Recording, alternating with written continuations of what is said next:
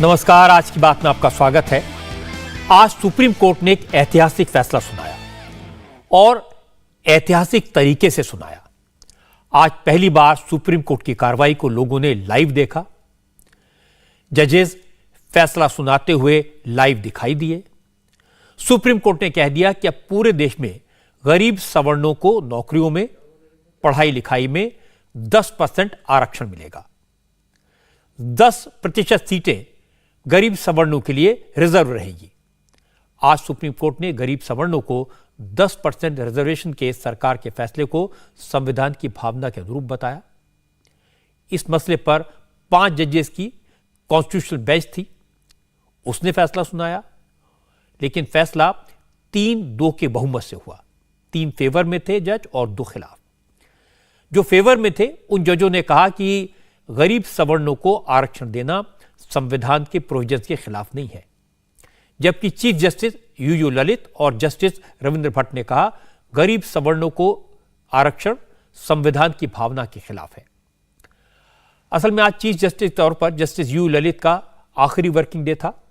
कार्यकाल के आखिरी दिन जस्टिस ललित ने ऐतिहासिक शुरुआत की, इतने बड़े केस के फैसले को लाइव दिखाया। आज जब जजेस अपना फैसला पढ़ रहे थे, उसकी प्रोसीडिंग लाइव टेलीकास्ट हो रही थी। आज की बात में मैं आपको बताऊंगा कि इस फैसले की खास बातें क्या हैं, इस 10% आरक्षण के हकदार कौन लोग होंगे, गरीबों की लिस्ट में कौन कौन आएगा, उसका क्राइटेरिया क्या होगा, किसका फायदा होगा, क्या इस फैसले से किसी का नुकसान होगा, क्या आरक्षण को लेकर अगड़ों पिछड़ों का झगड़ा अब खत्म हो जाएगा। इन सारे सवालों के जवाब आपको दूं उससे पहले आपको बता देता हूं कि जजेस के सामने क्या सवाल थे और उन्होंने इन सवालों पर क्या फैसला सुनाया। सुप्रीम कोर्ट की कॉन्स्टिट्यूशनल बेंच के सामने 3 सवाल थे। पहला, क्या गरीब सवर्णों को आरक्षण देना संविधान की मूल भावना के खिलाफ है? और दूसरा सवाल था, क्या प्राइवेट एजुकेशन इंस्टीट्यूट्स में गरीब सवर्णों को आरक्षण देना संविधान के खिलाफ होगा? और तीसरा सवाल यह था कि पिछड़े वर्ग, अनुसूचित जाति और अनुसूचित जनजाति के लोगों को, SC ST को आर्थिक आधार पर जो आरक्षण दिए जा रहे हैं उससे दूर रखना क्या संविधान के प्रोविजन के खिलाफ नहीं है? 3 मुद्दों पर जजेस की राय बटी हुई थी। 3-2 के बहुमत से सुप्रीम कोर्ट ने कहा कि नरेंद्र मोदी की सरकार ने जनरल कैटेगरी के गरीब लोगों को आरक्षण देने का जो संविधान संशोधन किया है वो करके सरकार ने कुछ भी गलत नहीं किया। इससे न तो SC ST और OBC के अधिकारों का नुकसान हुआ है और न ही संविधान के बेसिक स्ट्रक्चर से कोई छेड़छाड़ की गई। इसलिए इकोनॉमिक रूप से कमजोर तबकों को सरकारी नौकरी और एजुकेशन इंस्टीट्यूशंस में 10% आरक्षण दिया जा सकता है। सबसे पहले जस्टिस दिनेश माहेश्वरी ने अपना फैसला पढ़ा और कहा कि मोदी सरकार ने न तो संविधान के खिलाफ काम किया है और न ही इसके बेसिक स्ट्रक्चर से कोई खिलवाड़ किया। आरक्षण देने के लिए आर्थिक आधार बनाना किसी भी तरह से न तो संविधान के ढांचे और न ही उसकी मूल भावना के खिलाफ है। अनुच्छेद 54, 55 और 64 के तहत जिन समुदायों को समाज के आर्थिक रूप से कमजोर तबके के आधार पर आरक्षण लेने से अलग रखा गया है, ये कदम चूंकि आरक्षण के मामले में भेदभाव खत्म करने के लिए उठाया गया है, तो ये ना तो समानता के सिद्धांत के खिलाफ है और ना ही संविधान की मूल भावना का हनन करता है।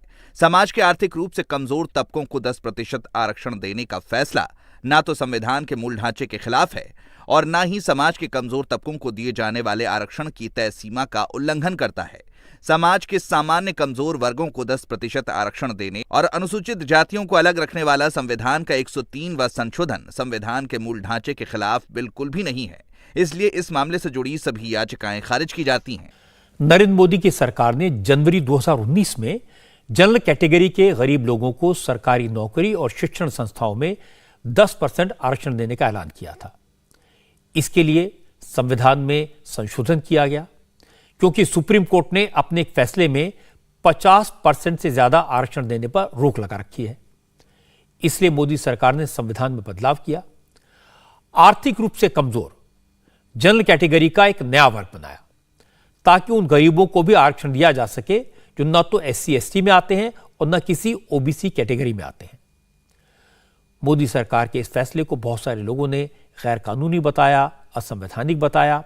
इसे देश की अलग अलग अदालतों में चैलेंज किया गया और आखिरकार सुप्रीम कोर्ट ने जनरल कैटेगरी को आरक्षण देने वाले सभी केसेस को जो चैलेंज किया गया था, उन सारी की सारी 40 पिटीशंस को अपने पास मंगा लिया और सुनवाई की। आज फैसला आया। सुप्रीम कोर्ट ने कहा कि सरकार का फैसला संविधान सम्मत है। जस्टिस बेला त्रिवेदी ने कहा कि सरकार को पता है कि सभी नागरिकों को बराबरी के मौके देने के लिए क्या करना जरूरी है। ये एक सर्वमान्य हकीकत है कि विधायिका अपने देश के नागरिकों की जरूरत को अच्छे से समझती है। इसके द्वारा बनाए गए कानून जनता के तजुर्बे पर आधारित होते हैं और इनमें जो भी भेदभाव दिखता है वो तय नियमों के दायरे में होता है। इसलिए अगर सरकार ने सोच समझकर ठोस स्तर के आधार पर कोई संविधान संशोधन किया है तो सिर्फ भेदभाव करने वाला बताकर रद्द नहीं किया जा सकता है। मोटे तौर पर कहें तो क्योंकि विधायिका को समाज के कमजोर वर्गों के हालात का बखूबी एहसास है, उन्हें लगता है कि आरक्षण से उस वर्ग को लाभ होता है, और अगर उन्हें लगता है कि ये कदम अनुच्छेद 15 की धारा 4 और 5 और अनुच्छेद 16 की धारा 4 और 5 में अनुसूचित जाति और जनजाति के लिए खास तौर के लिए एक प्रावधानों पर कोई बुरा असर नहीं पड़ता है, और अगर ये संविधान संशोधन सरकार को ये अधिकार देता है कि वो अनुच्छेद 15 की धारा 4 और 5 और अनुच्छेद 16 की धारा 4 में दर्ज जातियों को छोड़कर समाज के अन्य कमजोर वर्गों की भलाई के लिए कोई कदम उठा सकता है, तो इस संविधान संशोधन को समाज के एक वर्ग की भलाई और तरक्की के लिए संसद द्वारा उठाए गए सकारात्मक कदम के तौर पर देखा जाना चाहिए। सुप्रीम कोर्ट की बेंच के सामने तीसरा सवाल यह था, क्या आर्थिक आधार पर आरक्षण में SC, ST और OBC को शामिल न करके सरकार ने संविधान के मूल ढांचे के खिलाफ काम किया है? इस सवाल पर जस्टिस दिनेश माहेश्वरी, जस्टिस बेला त्रिवेदी के साथ जस्टिस JB पर्दीवाला ने कहा, किसी का हक नहीं छीना गया है। सरकार ने एक नई कैटेगरी बनाई है। वैसे भी वक्त के साथ बदलते हालात में आरक्षण के पैरामीटर्स पर फिर से विचार की जरूरत तो है, इसलिए सरकार का फैसला संविधान के अनुरूप है। हालांकि जस्टिस पर्दीवाला ने अपने जजमेंट में यह भी कहा कि डॉक्टर अंबेडकर तो सिर्फ 10 साल के लिए आरक्षण देना चाहते थे, लेकिन यह 70 साल से चला आ रहा है। आरक्षण इनडेफिनेट टाइम तक लागू नहीं रह सकता। मोदी सरकार ने अदालत को बताया था कि उसने जनरल कैटेगरी के गरीब लोगों को इसलिए आरक्षण देने का फैसला किया ताकि समाज में बराबरी लाई जा सके। सिर्फ SC, ST और OBC को आरक्षण की व्यवस्था से अन्य जातियों के गरीब लोगों का पिछड़ापन दूर नहीं हो पा रहा था, इसलिए सरकार ने 10% आरक्षण को साधारण कैटेगरी में दिया। इसमें वो परिवार शामिल होंगे जिनकी एनुअल इनकम 8 लाख रुपए से कम हो, खेती लायक जमीन 5 एकड़ से कम हो, 200 वर्ग मीटर से बड़ा कोई रिहायशी प्लॉट उनके पास ना हो, और सिर्फ गरीब लोग ही इस आरक्षण का फायदा ले सकें। इसलिए सरकार ने यह शर्त भी रखी कि जो आरक्षण ले उसके पास किसी नगर पालिका में 200 वर्ग मीटर में बना फ्लैट भी ना हो। लेकिन सुप्रीम कोर्ट की कॉन्स्टिट्यूशन बेंच के 2 जजेस ने मोदी सरकार के फैसले को गलत ठहराया। जस्टिस यू ललित और जस्टिस रविंद्र भट्ट ने कहा कि आरक्षण के लिए आर्थिक आधार तय करना संविधान के मूल ढांचे के खिलाफ है। रिजर्वेशन के लिए एक अलग कैटेगरी बनाना भी संविधान के खिलाफ है और इससे संविधान के मूल ढांचे से खिलवाड़ होता है। आज सुप्रीम कोर्ट जो फैसला सुनाया है वो कई मायनों में ऐतिहासिक है। सुप्रीम कोर्ट का फैसला बंद कमरे में नहीं सुनाया गया। जजेस का फैसला, लोगों तक पहुंचने के तर्क पूरे देश ने लाइव सुने। तर्क बिल्कुल क्लियर है। जजेस ने कहा कि आरक्षण का लक्ष्य था सोसाइटी कास्टलेस और क्लासलेस हो, यह हो नहीं पाया। जज साहिबान ने सरकार को उसका फर्ज याद दिलाया। कहा, हर नागरिक को बराबर का मौका मिले, यह सुनिश्चित करना सरकार की जिम्मेदारी है। अगर किसी के पास संसाधन नहीं है, रिसोर्सेज नहीं है, पैसा नहीं है, तो उसे सिर्फ इस आधार पर मौका देने से वंचित नहीं रखा जा सकता कि वो सवर्ण है। सबका विकास सरकार की जिम्मेदारी है और यह संविधान की मूल भावना भी है। और गरीब सवर्णों को आरक्षण देने का फैसला संविधान की इसी भावनाओं को और मजबूत करने वाला है। असल में इससे पहले सिर्फ जातियों के आधार पर रिजर्वेशन देने के फैसले होते थे। राजस्थान में गुजरों को रिजर्वेशन दिया गया, महाराष्ट्र में मराठा आरक्षण हुआ, लेकिन सब के सब सुप्रीम कोर्ट में खारिज हो गए, सिर्फ इस आधार पर क्योंकि जातिगत आरक्षण की सीमा 50% से ज्यादा नहीं हो सकती। इसके बाद हैरानी तब हुई जब तमाम सवर्ण जातियां खुद को पिछड़े वर्ग या SC, ST कैटेगरी में शामिल करने की मांग करने लगी। उन्हें भी आरक्षण चाहिए था। इससे समाज में नफरत बढ़ी, आपसी झगड़ों का कारण ये फैसले बनने लगे। इस सिलसिले को यहीं रोकना जरूरी था। इसीलिए नरेंद्र मोदी ने 2019 में आर्थिक आधार पर, इनकम के आधार पर सवर्णों को आरक्षण देने का फैसला किया। इससे उन करोड़ों सवर्णों को मौका मिलेगा जो कमजोर थे, गरीब थे, लेकिन समाज उन्हें कमजोर नहीं मानता। नरेंद्र मोदी के फैसले की खूबी यह है कि न किसी वर्ग से कुछ वापस लिया गया, न किसी को ज्यादा दिया गया। सबको हक मिलेगा, सबको मौका मिलेगा। क्योंकि अब सुप्रीम कोर्ट के फैसले पर मोहर लग गई है तो इस पर सियासत शुरू हो गई। लाजमी भी था। कांग्रेस के प्रवक्ता सामने आए, कहने लगे कांग्रेस तो जन्म से ही गरीबों की पार्टी है। किसी ने कहा कि सवर्णों को आरक्षण का फैसला तो कांग्रेस के जमाने में हो गया था। नरेंद्र मोदी ने तो सिर्फ कांग्रेस के फैसले पर मोहर लगाई है। कांग्रेस पार्टी गरीबों के साथ थी, गरीबों के साथ है और गरीबों के साथ रहेगी। गरीब किसी जात धर्म में अकेले नहीं होते, गरीब तो किसी जाति और धर्म में हो सकते हैं। याद कीजिए, कांग्रेस का जन्म ही इसी बात पे हुआ और इसको धार दी थी स्वर्गीय इंदिरा गांधी ने। गरीबी हटाओ अभियान चलाकर जो ये फैसला आया है, इस पर मैं साफ कर दूं, कांग्रेस पार्टी ने तो अपना स्टैंड पार्लियामेंट में ही दिखा दिया था। ये गरीबों के लिए जो कदम उठाया जा रहा है ईडब्ल्यूएस का, हम भरपूर समर्थन देते हैं। हां, भाजपा ने आधे अधूरे मत से दिया था और तब दिया था जब चुनाव की बैतरणी पार करने के लिए सिर्फ 100 दिन रह गए थे। देखिए, हम इसका स्वागत करते हैं। जो भी इकोनॉमिकली बैकवर्ड है उनको सहाय करना संविधान के हिसाब से भी सरकार की जिम्मेवारी है। पर इसके साथ साथ मैं ये ज़रूर कहूँगा कि संविधान ने शेड्यूल कास्ट, शेड्यूल ट्राइब और हमारे वहाँ ओबीसी को जो रिजर्वेशन और बातें की है, भाजपा सरकार उन्हें इनजस्टिस कर रही है। सुप्रीम कोर्ट ने इकोनॉमिकल बैकवर्ड को लाभ देने की बात को जो मंजूर किया है, वो हमारे मैनिफेस्टो में भी था कि इकोनॉमिकली बैकवर्ड भी सबसे ज़्यादा कमज़ोर अगर आर्थिक रूप से हैं तो उनकी सहाय होनी चाहिए, करनी चाहिए। स्वागत है। जजमेंट गरीब के पक्ष में है। कांग्रेस पहले से ही जो कई वर्ग हैं जो आरक्षण की परिधि से बाहर हैं, लेकिन जो उनमें गरीब है तबका, उसको आरक्षण देने की पक्षधर रही है और हम इस जजमेंट का स्वागत करते हैं। असर होगा तो पॉजिटिव तरीके से कांग्रेस को इसका फायदा मिलेगा। कांग्रेस के पुराने अनुभवी नेताओं ने तो संभल कर बात की, लेकिन उदित राज ने कांग्रेस के किए कराए पर पानी फेर दिया। उदित राज कांग्रेस के प्रवक्ता हैं। उन्होंने कहा कि गरीब सवर्णों को रिजर्वेशन देने के फैसले पर सुप्रीम कोर्ट के जो जजेस ने कहा वो उन्हें जातिवादी साबित करता है। उदित राज ने ट्विटर पर लिखा, अब तो कोई शक नहीं रहा कि सुप्रीम कोर्ट जातिवादी है। जैसे ही सवर्णों को आरक्षण की बात आई तो सुप्रीम कोर्ट 50% आरक्षण की लिमिट को क्रॉस कर गया और इसके बाद उदित राज ने कैमरे पर आकर इसी बात को दोहराया।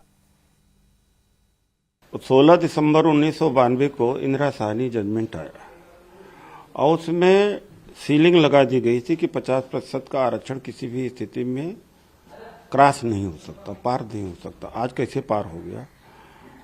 मैं ईडब्ल्यूएस गरीब सवर्णों की रिजर्वेशन के खिलाफ में नहीं हूं।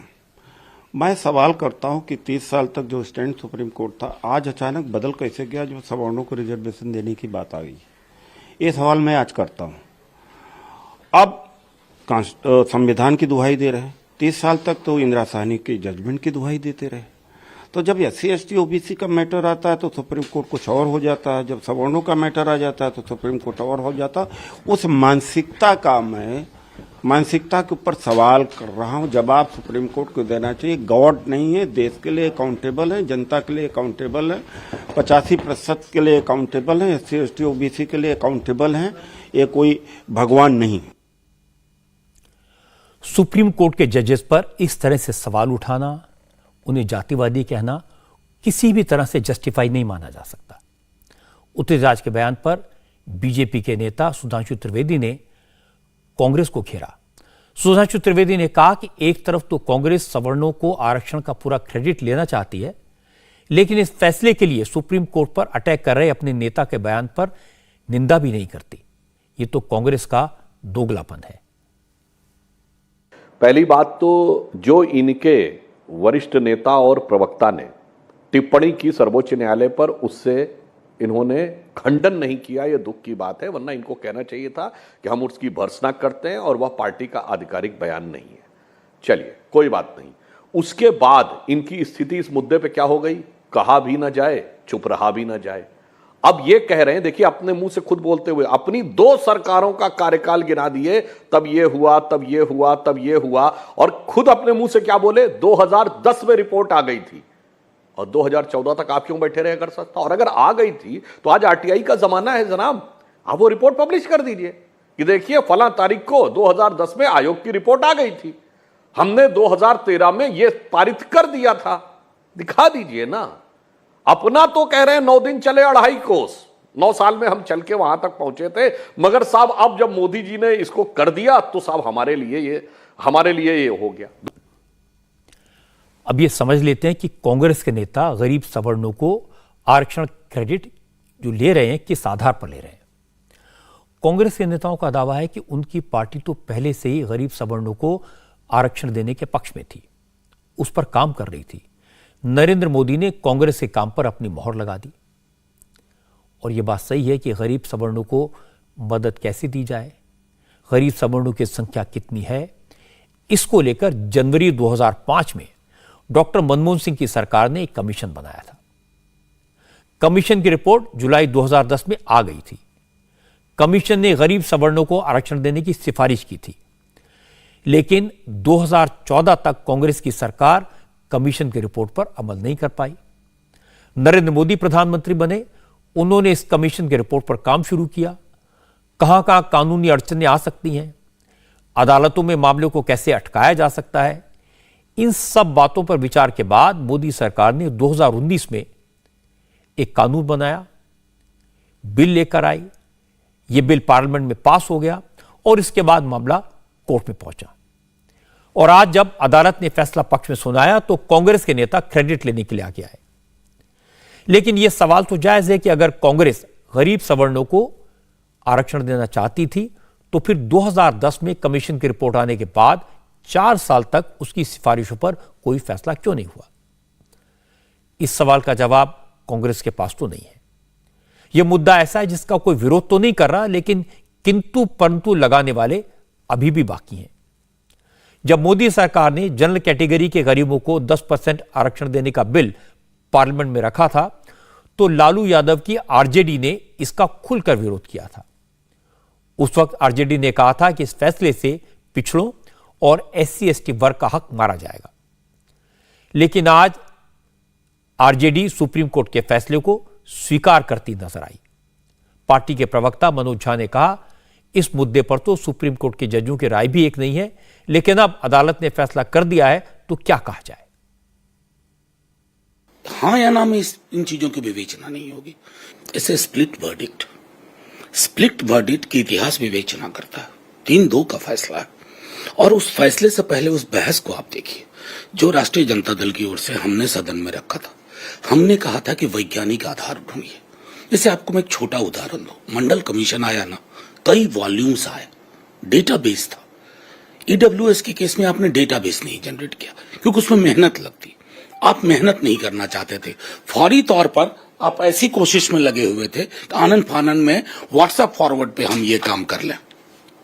आज नतीजे में क्या है ना, मैं समझता हूं कि माननीय न्यायपालिका के प्रति बिना किसी अवमानना के मैं ये कहना चाहूंगा कि समाज की हकीकत अगर नहीं बदल रही है बल्कि बद से बदतर भी होती जा रही है। रिजर्वेशन, मैंने पहले भी कहा था कि ये मनरेगा की तरह का कार्य, एग्जीक्यूटिव कोई डिसीजन नहीं है। रिजर्वेशन रिप्रेजेंटेशन का मामला है। रिजर्वेशन को जब आप रिप्रेजेंटेशन के दायरे से अलग करके देखेंगे ना तो आप भूल करेंगे। बहरहाल अब माननीय सर्वोच्च न्यायालय ने स्प्लिट ही सही एक फैसला दिया है, हम देखते हैं उसको। आज समझ सकते हैं कि राजनीति के लिए मामला कितना इंपॉर्टेंट है और कितना कॉम्प्लिकेटेड है। इसलिए आरक्षण के सवाल पर कोई सीधी सीधी बात नहीं करता, गोल गोल बात करते हैं। 2019 में जब नरेंद्र मोदी की सरकार गरीब सवर्णों का आरक्षण देने का बिल पार्लियामेंट में लाई थी, उस वक्त बिहार में नीतीश कुमार मुख्यमंत्री थे, बीजेपी के साथ थे, उन्होंने बिल को सपोर्ट किया था। अब हालात बदल गए हैं, अब नीतीश कुमार आरजेडी की मदद से मुख्यमंत्री हैं, लेकिन सवर्णों को रिजर्वेशन के मुद्दे पर जेडीयू का स्टैंड बदला नहीं है। आज के त्यागी ने कहा कि जनरल कैटेगरी को रिजर्वेशन की बात तो 1978 से होती आ रही है, 1978 से। नीतीश कुमार ने तो रिजर्वेशन देने के लिए सवर्ण आयोग तक बनाया था। अब सुप्रीम कोर्ट ने फैसला दे दिया है, यह अच्छी बात है। इसके विरोध करने का कोई वैज्ञानिक आधार नहीं है। शेड्यूल कास्ट, शेड्यूल ट्राइब और पिछड़े वर्ग के लोगों के लिए संवैधानिक व्यवस्था जो आरक्षण की है वो सोशली और एजुकेशनली बैकवर्ड्स की है, जबकि इन इकोनॉमिक वीकर सेक्शन के लोगों के लिए सुप्रीम कोर्ट ने उसका आधार इकोनॉमिक क्राइटेरिया माना है। दोनों चीजें भिन्न हैं, इसलिए इसके विरोध करने का कोई प्रोविजन नहीं। हमारी पार्टी और समाजवादी आंदोलन इसका पहले ही समर्थन कर चुका है। 1978 में बिहार विधानसभा में हमारे नेता स्वर्गीय कर्पूरी ठाकुर इस आरक्षण की आख्या को लेकर आए थे, जिसमें जनरल कैटेगरी के लोगों को भी आरक्षण मिलना चाहिए। उसके बाद मंडल कमीशन लगने के बाद वीपी सिंह जी की भी कार्य मंत्रणा में चीज शामिल थी कि ऊंची जाति के लोगों में जो गरीब लोग हैं उनकी पहचान करके 10% के आरक्षण की व्यवस्था उनके लिए भी होनी चाहिए। नीतीश कुमार के नेतृत्व में बिहार सरकार ने स्वर्ण आयोग बना करके उससे जो निकली हुई अनुशंसाएं थी उसके तहत भी 10% का आरक्षण इन वर्गों को दिया जाए, उसकी सिफारिश की थी। हमें प्रसन्नता है कि हमारी पार्टी और हमारे नेताओं के जो सपने थे, जो उद्देश्य थे और जो उन्होंने इम्प्लीमेंटेशन किए थे उसको आधार मान करके सुप्रीम कोर्ट ने फैसला किया है। हम सुप्रीम कोर्ट के इस फैसले का स्वागत करते हैं। अब बिहार में प्रॉब्लम यह है कि आरजेडी और जेडीयू का अलायंस है, लेकिन सवर्णों को आरक्षण के मुद्दे पर दोनों की राय अलग अलग है। इसीलिए बीजेपी ने इसे इशू बनाया। सुशील मोदी ने आज कहा कि आरजेडी गरीब सवर्णों को आरक्षण के सवाल पर साफ साफ जवाब दे। आरजेडी बताया कि उसने पहले इसका विरोध क्यों किया था। हम इस निर्णय के लिए नरेंद्र मोदी सरकार को धन्यवाद देते हैं। साथ ही साथ बिहार की राष्ट्रीय जनता दल वह ऐसी पार्टी थी जिसने संसद के दोनों सदनों में 103वें संविधान संशोधन विधेयक का विरोध किया था। राष्ट्रीय जनता दल अब किस मुंह से बिहार के अंदर ऊंची जाति के गरीब लोगों से वोट मांगने जाएगी, जिसने कि संसद में इसका विरोध किया था। और आरजेडी के साथ साथ इंडियन यूनियन मुस्लिम लीग और डीएमके, ये तीन ऐसी पार्टियां थी जिन्होंने राज्यसभा और लोकसभा इन दोनों सदनों में ऊंची जाति के गरीब लोगों के आरक्षण के विरोध किया था। और आम आदमी पार्टी ने इस निर्णय के विरोध में सदन का बहिष्कार कर दिया था। अब आरजेडी और आम आदमी पार्टी को, देश की जनता को, ऊंची जाति के गरीबों को इसका जवाब देना पड़ेगा कि इन लोगों ने क्यों इस निर्णय का विरोध किया था। बिहार में इसकी चर्चा ज्यादा इसलिए है क्योंकि बिहार की पूरी राजनीति जाति के आधार पर चलती है। ये कोई सीक्रेट तो है नहीं। बिहार में लालू यादव पिछड़ों के नेता बने, रामविलास पासवान दलितों के मसीहा बने थे, नीतीश कुमार ने अति पिछड़ों और महादलितों की कैटेगरी बनाकर दोनों की सियासी जमीन पर आघात किया। लेकिन बिहार में गरीब सवर्णों की बात कोई नहीं करता था। अब जनरल कैटेगरी के गरीबों को 10% आरक्षण मिलने से लालू और नीतीश दोनों के सामने नई चुनौती है, क्योंकि भूमिहार, ब्राह्मण और राजपूत वोट बीजेपी की तरफ जा सकते हैं। इसीलिए तेजस्वी यादव और नीतीश कुमार, इन दोनों की पार्टियां डैमेज कंट्रोल में लगी हैं। अब तक कई राज्यों में आरक्षण को लेकर असेंबली में प्रस्ताव पास किए गए थे, लेकिन वो सारे प्रस्ताव सुप्रीम कोर्ट में आकर रिजेक्ट हो जाते थे, क्योंकि रिजर्वेशन का 50% का कैप है। लेकिन अब जबकि सुप्रीम कोर्ट ने गरीब सवर्णों को अलग से 10% आरक्षण का फैसला कर दिया है, तो अब राज्यों में इस तरह के मुद्दे उछलेंगे। और इसकी शुरुआत आज से हो गई। महाराष्ट्र के deputy chief minister Devendra Fadnavis ने कहा, अब महाराष्ट्र में मराठा आरक्षण का रास्ता भी साफ हो जाएगा। प्रधानमंत्री मोदी जी ने आर्थिक रूप से जो दुर्बल है ऐसे समाज घटक को जो आरक्षण दिया था, ईडब्ल्यूएस का आरक्षण, आज उसको हरी झंडी ये सुप्रीम कोर्ट ने दी है। इसके कारण समाज में जिनको जातीय आधार पर आरक्षण नहीं मिलता किंतु जो सचमुच में गरीब है, ऐसे लोगों को भी 10% आरक्षण प्राप्त हो रहा है। उनके लिए भी पढ़ने के लिए, शिक्षा के लिए और रोजगार के लिए अभी रास्ते खुल रहे हैं। ये बहुत महत्व की बात है। महाराष्ट्र जैसे राज्य में मराठा आरक्षण का प्रश्न लगातार चल रहा है, उस पर हमारा वर्किंग चल रहा है, लेकिन तब तक हमारे मराठा समाज को भी इसके तहत आरक्षण मिलने वाला है। अल्पसंख्यकों में भी जो बहुत गरीब है उनको भी आरक्षण मिलने वाला है। बाकी भी जिनको जातीय आधार पर आरक्षण नहीं मिलता उनको भी 10% में आरक्षण मिलने वाला है। तो मुझे ऐसा लगता है कि एक बहुत ही माइलस्टोन इस प्रकार का ये जजमेंट हमारे सुप्रीम कोर्ट ने दिया है। एक बात समझने की है, आरक्षण हमेशा से हमारे देश की राजनीति में एक बहुत बड़ा फैक्टर रहा है, वोट बैंक पॉलिटिक्स का बड़ा हिस्सा रहा है। जाति के नाम पर, आरक्षण के नाम पर वोट लेने के लिए लोगों को बांटा गया। कास्ट वॉर में न जाने कितने बेकसूर लोगों की जानें गईं। मंडल कमीशन के बाद देश भर में जो आग लगी उसकी तस्वीरें आज भी याद आती हैं तो रोंगटे खड़े हो जाते हैं। मुझे लगता है इस मामले में नरेंद्र मोदी ने समझदारी से काम लिया। 3 साल पहले जब उन्होंने आर्थिक रूप से कमजोर लोगों के लिए कानून बनाया तो इसके लिए लोगों को तैयार किया, समझाया। जब यह कानून बना न तो कोई हिंसा हुई, न लोग आपस में टकराए, सबने इसके लॉजिक को स्वीकार किया। इसकी एक और बड़ी वजह है कि यह बात कांग्रेस के एजेंडे में भी थी। उस वक्त पार्लियामेंट में आरजेडी और डीएमके को छोड़कर सारी पार्टियों ने इस बिल को पास करवाया। आज सुप्रीम कोर्ट ने उसी कानून पर मोहर लगाई। अच्छी बात है कि जिस आरजेडी ने पार्लियामेंट में इस कानून को मिडनाइट रॉबरी कहा था, इसके विरोध में वोट दिया था, उन्होंने भी आज सुप्रीम कोर्ट के इस फैसले का समर्थन किया। इस कानून को लेकर ज्यादा टकराव इसलिए भी नहीं हुआ क्योंकि मोदी ने ओबीसी और एससी एसटी का ख्याल रखा। ओबीसी कमीशन बनाया, एससी एसटी एक्ट को और मजबूत बनाया और जिन लोगों को जाति के आधार पर अब तक आरक्षण मिलता रहा उनको विश्वास दिलाया कि ईडब्ल्यूएस से उनके हक पर कोई असर नहीं पड़ेगा, उनका कोटा कम नहीं होगा। आज के सुप्रीम कोर्ट के फैसले के बाद उम्मीद करनी चाहिए कि आरक्षण को लेकर अगड़ों पिछड़ों का झगड़ा हमेशा हमेशा के लिए खत्म हो जाएगा और अब आरक्षण को लेकर नया विवाद खड़ा नहीं होगा।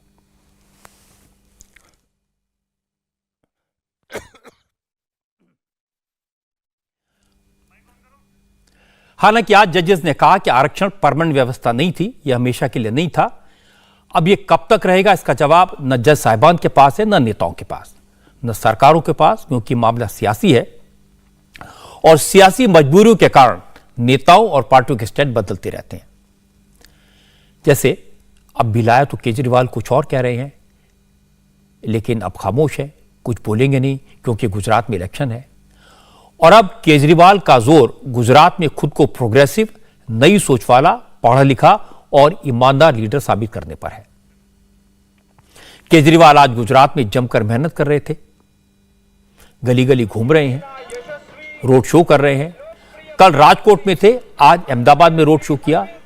हर जगह केजरीवाल कह रहे हैं कि वो सियासत नहीं जानते, घोटाले करना नहीं जानते, झूठ बोलना नहीं जानते, गुंडागर्दी नहीं जानते, पढ़े लिखे हैं, इंजीनियर हैं, इसलिए अगर नौकरी, स्कूल और हॉस्पिटल चाहिए तो फिर आम आदमी पार्टी को वोट दीजिए। भ्रष्टाचार चाहिए तो बीजेपी के पास चाहिए। मेरे को राजनीति करनी नहीं आती, मेरे को काम करना आता है। मैं पढ़ा लिखा आदमी हूँ, इंजीनियर आदमी हूँ। मेरे को भ्रष्टाचार करना नहीं आता, उन लोगों की तरह गुंडागर्दी करनी नहीं आती, गाली गलौज करनी नहीं आती, मारपीट करनी नहीं आती। अगर आपको गुंडागर्दी चाहिए उनके पास चले जाना, उनको वोट दे देना। अगर आपको भ्रष्टाचार चाहिए उनके पास चले जाना, गाली खानी है उनके पास चले जाना।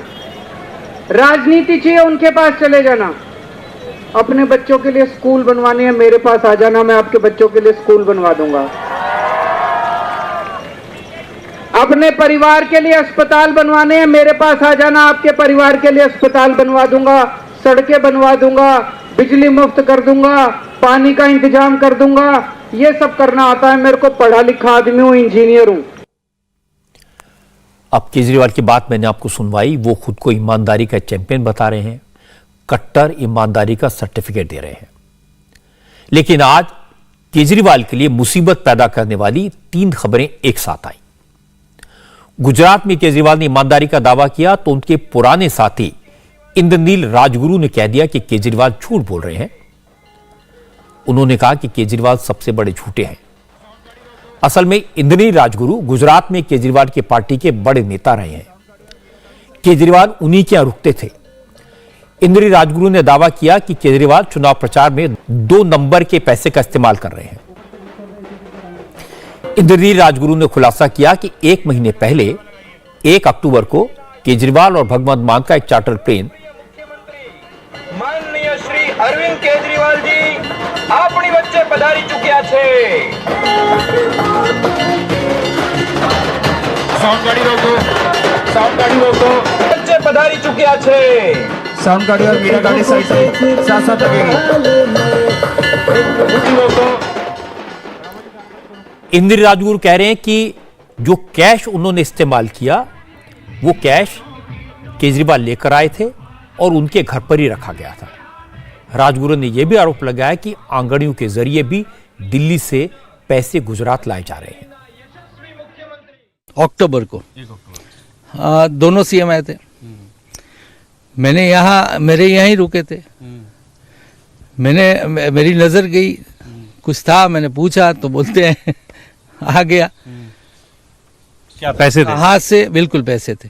आप बोलते हो कि आप करप्टेड नहीं हो, तो 2 नंबर पर आंगड़िया से भी पैसा आता था, मुझे पता है, वो बोलते थे। तो आंगड़िया से, आंगड़िया यानी वो 2 नंबर के पैसे आते हैं ना, ट्रांसफर होते, वहां दे दो दिल्ली में, यहाँ मिल जाए। अच्छा, वहां से उससे भी पैसे आते थे? ऐसे भी पैसे आते थे, 2 नंबर का पैसा था। अगर इतना बड़ा खर्च है, आप अगर बोलते हो आप अनकरप्टेड पार्टी हो, तो ये 2 नंबर में पैसे क्यों लाए भाई? आप अगर दिल्ली सेंट्रल, आप दिल्ली आपसे पैसा है और भेजना है तो चेक से गुजरात आपको भेजो और यहाँ चेक से पेमेंट करो। यहाँ तो सब कैश में ही हो रहा है, तो इतना सारा पैसा, इतनी सभाएं, इतनी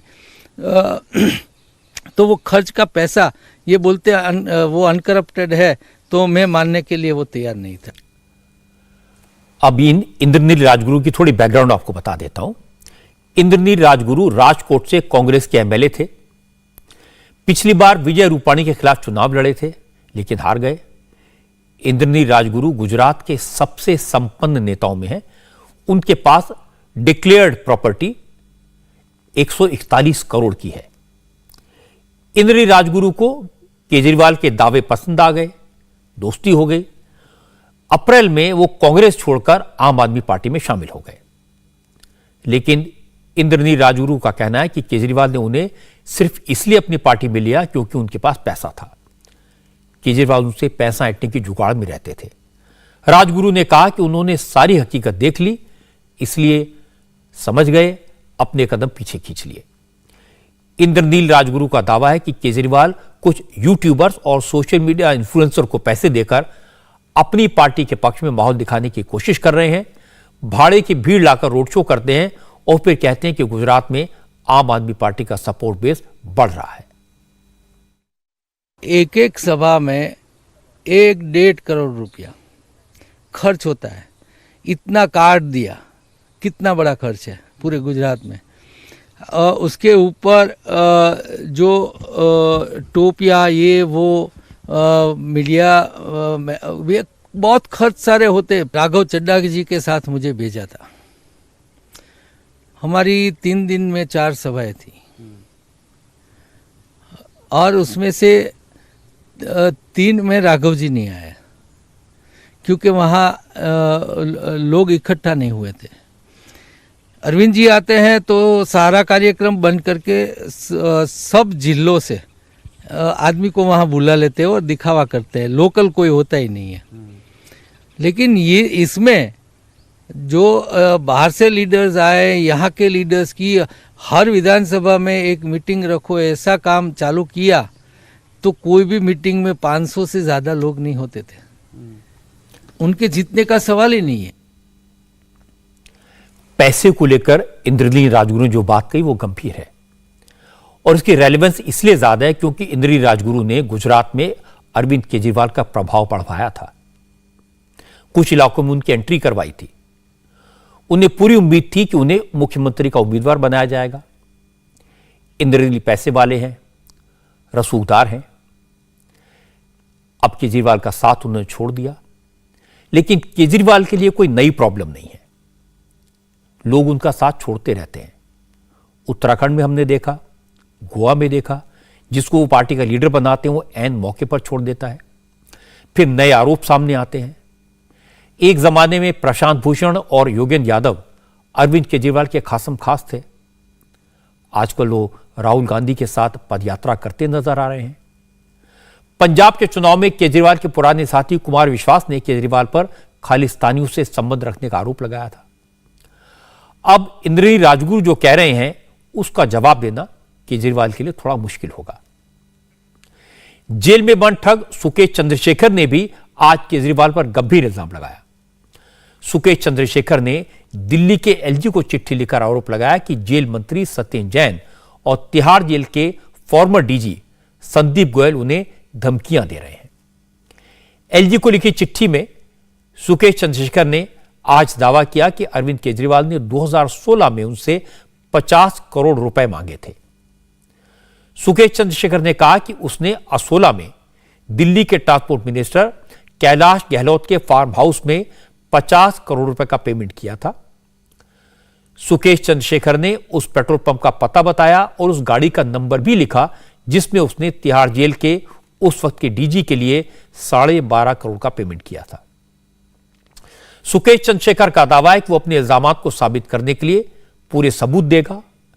उसके पास सारे सबूत मौजूद हैं। सुकेश चंद्रशेखर के इस दावे पर बीजेपी ने केजरीवाल से जवाब मांगा। वो कहता है कि अरविंद केजरीवाल मुझे कहता है कि मैं झूठ बोल रहा हूं, मैं ठग हूं। तो वो कहता है अगर मैं ठग था तो आप 2016 में मुझसे क्यों मिले? अगर सब लोग ये जानते थे कि मैं ठग हूं, मैं झूठा हूं, तो आपके मंत्री सत्येंद्र जैन, कैलाश गहलोत ये मुझसे क्यों मिले? कैलाश गहलोत के फार्म हाउस में क्यों मिले? मैंने 50 करोड़ रुपया मेरे आदमी ने कैलाश गहलोत और वहां पर सत्येंद्र जैन की प्रेजेंस में 50 करोड़ रुपया उनको दिया। क्यों दिया? क्योंकि उसको राज्यसभा टिकट के लिए ये कहा था कि हम तेरे को राज्यसभा टिकट दे देंगे आम आदमी पार्टी से। सुकेश चंद्रशेखर का दावा है कि जेल में उसकी जान को खतरा है, उसे धमकियां मिल रही हैं, इसलिए उसे कहीं और शिफ्ट किया जाए। हालांकि यह कोई सीक्रेट नहीं है कि सुकेश चंद्रशेखर एक महाठग है, झूठ बोलने में माहिर है, उस पर गंभीर आरोप लगे हैं। उसने जेल में भी रिश्वत देकर अपने लिए सुविधाएं खरीदी, हर तरह की बेईमानी की। उसकी बातों पर भरोसा कोई कैसे कर सकता है? लेकिन आज उसने जो चिट्ठी लिखी है उसमें उसने डिटेल बताई है और यह भी कहा कि सत्येंद्र जैन को पैसा पहुंचाने के सबूत उसके पास हैं। इसलिए इस पूरे मामले की फॉरेंसिक जांच तो होनी चाहिए ताकि दूध का दूध और पानी का पानी हो जाए। लेकिन जब आम आदमी पार्टी की बात आती है तो बीजेपी के लोग कहते हैं कि जांच होगी तो दूध का दूध और शराब की शराब हो जाएगी, क्योंकि शराब घोटाले में आज केजरीवाल की मुश्किलें और बढ़ गई। इस केस में गिरफ्तार एक आरोपी सरकारी गवाह बनने के लिए तैयार हो गया। शराब घोटाले के आरोपी दिनेश अरोड़ा ने कोर्ट में दी एप्लीकेशन में कहा कि वो इस मामले में अपनी मर्जी से सरकारी गवाह बनने को तैयार है और वो इस केस के सभी फैक्ट्स कोर्ट के सामने रखेगा। दिनेश अरोड़ा और उनके भाई अमित अरोड़ा इस घोटाले में आरोपी हैं। दोनों भाई दिल्ली के deputy chief minister Manish Sisodia के करीबी माने जाते हैं और आरोप लगाया जा रहा है कि यही लोग पैसे कलेक्ट करके सिसोदिया तक पहुंचाते थे।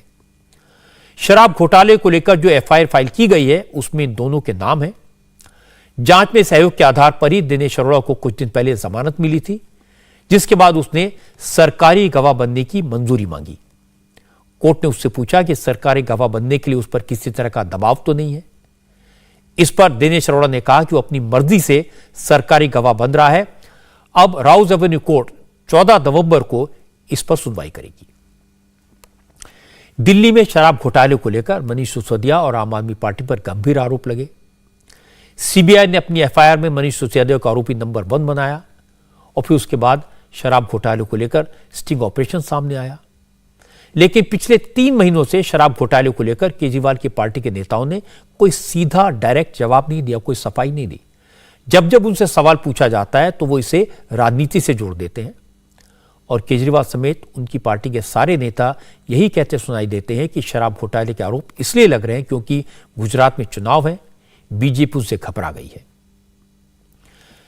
इंटरेस्टिंग बात है कि गुजरात में असदुद्दीन ओवैसी केजरीवाल पर सबसे ज्यादा हमले कर रहे हैं। ओवैसी ने केजरीवाल को बीजेपी का छोटा रिचार्ज बताया। अहमदाबाद की एक चुनावी रैली में ओवैसी ने कहा कि बीजेपी की तरह अब केजरीवाल भी हिंदुत्व की सियासत करके सत्ता पाना चाहते हैं। उन्होंने कहा कि केजरीवाल अब खुद को मोदी से भी बड़ा हिंदू नेता साबित करना चाहते हैं। यहां पर एक और पार्टी आई है, उसका नाम कोई किसी ने अच्छा रखा, भी मैंने सुना। क्या नाम रखा कि छोटा रिचार्ज उसका नाम रखा गया। यही किसी ने कहा था। किसने कहा? छोटा रिचार्ज। हाँ, छोटा रिचार्ज। अब ये छोटा रिचार्ज का नाम आप पार्टी है। ये छोटा रिचार्ज जो है, जब दिल्ली में पहली कोविड शुरू हुआ था तो उस वक्त तबलीगी जमात पर इल्जाम लगा दिया गया कि इनकी वजह से कोविड फैला। यही छोटा रिचार्ज ने एक इल्जाम लगाया था। जब इनसे पूछा गया कि बिल्किस बानो पर बोलो, तो उन्होंने कह दिया कि बिल्किस बानो पर नहीं बोलेंगे, हम बिल्किस बानो पर नहीं बोलेंगे, उन्होंने कह दिया। फिर कहते हैं कि भारत में जो नोट है 10 रुपये की, 20 रुपये की, 100 रुपये की, 500 की, 2000 की, उसमें महात्मा गांधी की फोटो हटाकर किसी और फोटो लगा दिया जाए। उसने कहा कि किसी और फोटो लगाना चाहिए और फोटो लगाएंगे तो नौकरियां आ जाएंगी। मगर ये छोटा रिचार्ज ये कह रहा है कि मैं छोटा मोदी हूं, अब बड़ा मोदी बनना चाहता हूं। उन्हीं के नक्शे कदम पर चल पड़ा है, उन्हीं के नक्शे कदम पर चल पड़ा है कि नहीं नहीं मैं छोटा मोदी नहीं, मैं बड़ा मोदी हूं। गुजरात के चुनाव में केजरीवाल की पार्टी की एंट्री नई है और ओवैसी की एंट्री भी अब पहली बार इतने बड़े पैमाने पर हो रही है। लेकिन केजरीवाल और ओवैसी गुजरात में अपनी अपनी जमीन की तलाश में लगे हैं। ओवैसी का पहला इंटरेस्ट यह है कि सारे मुस्लिम वोट उनको मिले। मुस्लिम वोटों को मोदी विरोधी मानते हैं और वो केजरीवाल तक ना पहुंच जाएं, इसलिए वो केजरीवाल को भी हिंदू नेता बनाने में लगे हैं। और इसके लिए केजरीवाल ने ओवैसी को काफी मसाला दिया है। उन्होंने गुजरात में जिस तरह की बयानबाजी की है उससे वाकई में लगता है कि वो अपने आप को एक बड़ा हिंदू नेता साबित करना चाहते हैं। गुजरात में वो उन्हें सूट करता है। अब मैं आपको हिमाचल प्रदेश के चुनाव का रंग दिखाता हूं। हिमाचल के चुनाव में आज योगी आदित्यनाथ की जबरदस्त एंट्री हुई। योगी की रैली ऊना में थी।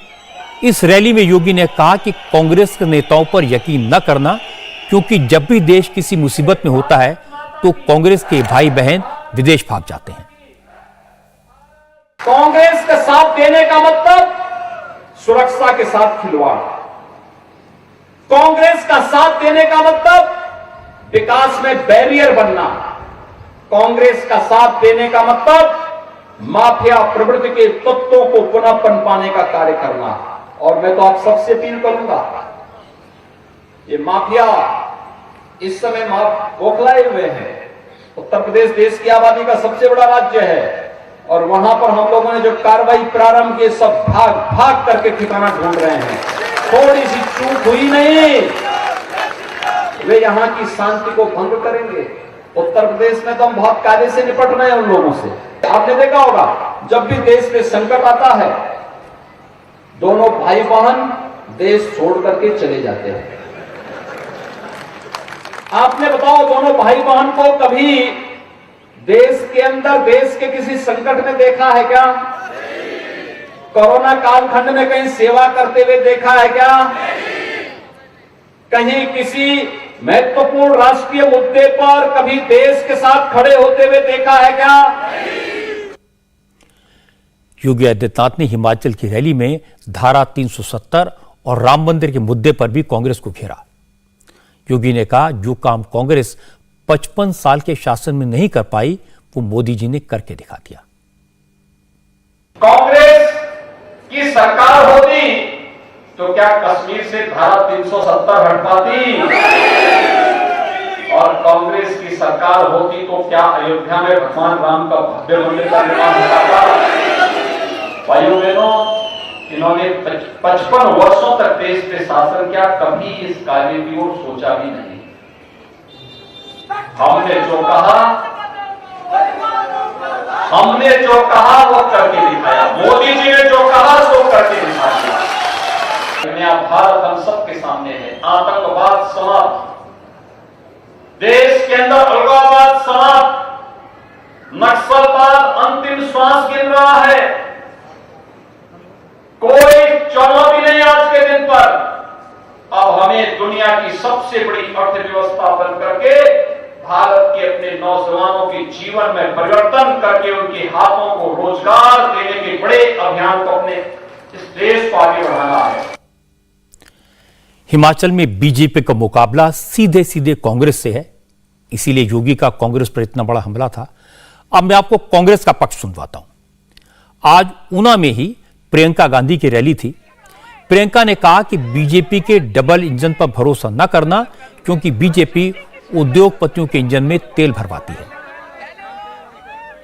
लड़की के लिए दूल्हा ढूंढना पड़ता है, तो सबसे पहले जब घर में जाते हैं, उसको देखते हैं, तो हम क्या देखते हैं? उसकी नीयत क्या है? अच्छा लड़का है, सही नीयत है कि नहीं, यही देखते हैं ना।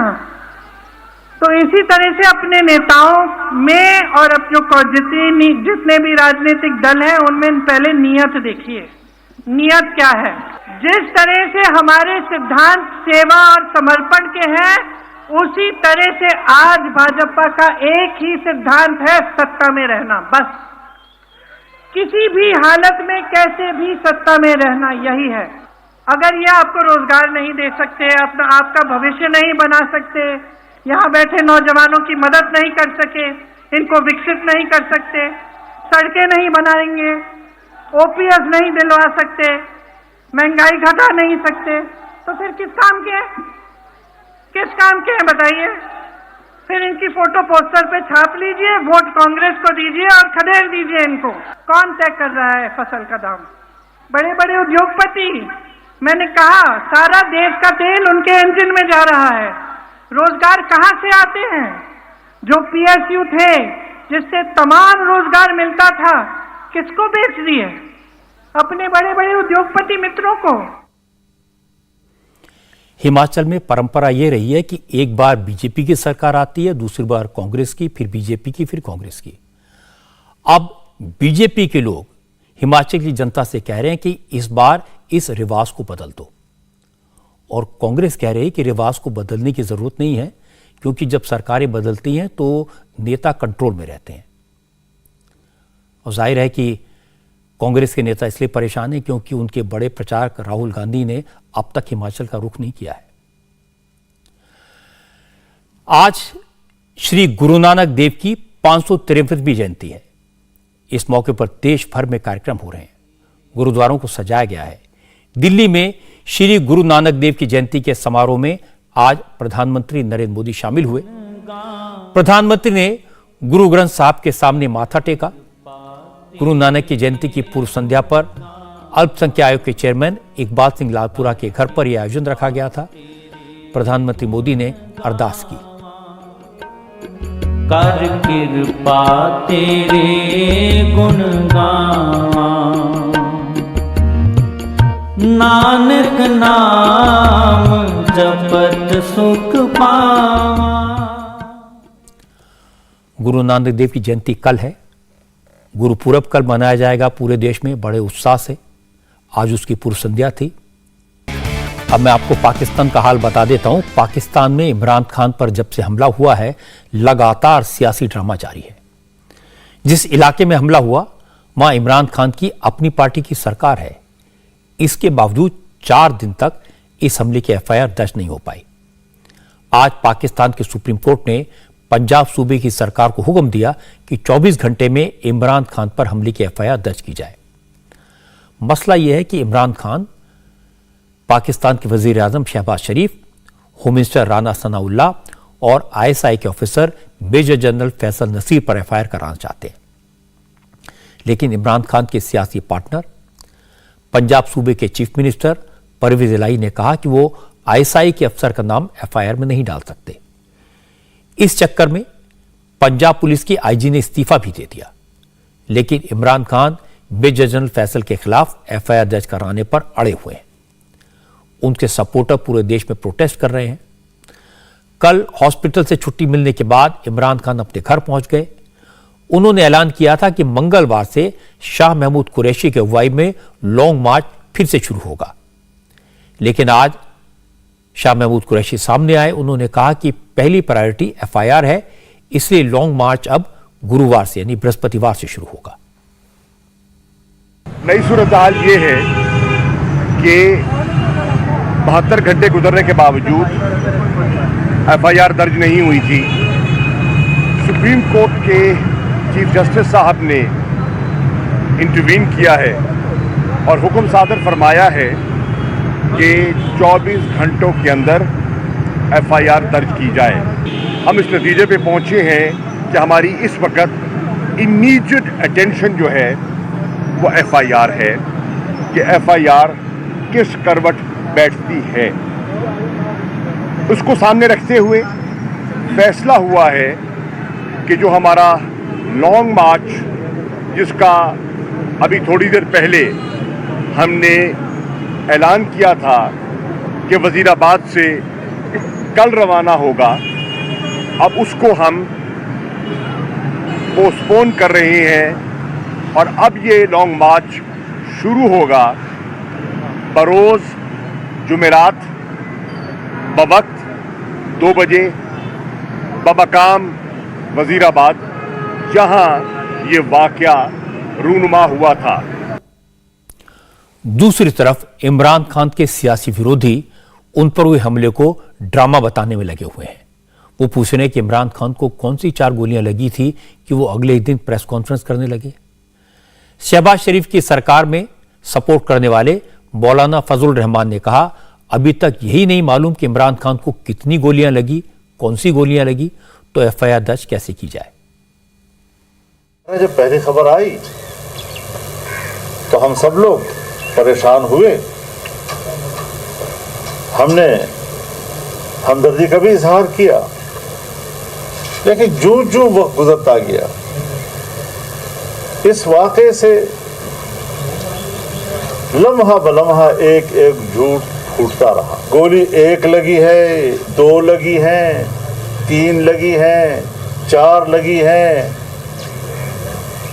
1 टांग में लगी है, 2 टांगों में लगी हैं, गोली लगी है, गोलियों के टुकड़े लगे हैं।